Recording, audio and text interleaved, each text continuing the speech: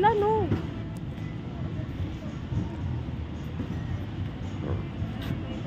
May na mga naiwan, nakukuha nila. Ano yan, Nay?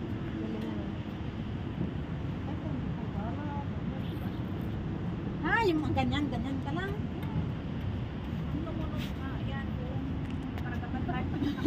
Yan o.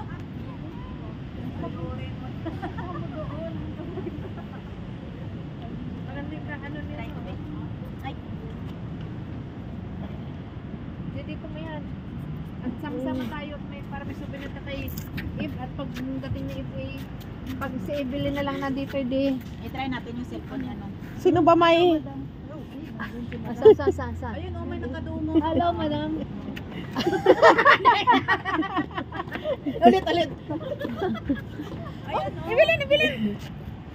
o. Evelyn! Dito ka! Evelyn!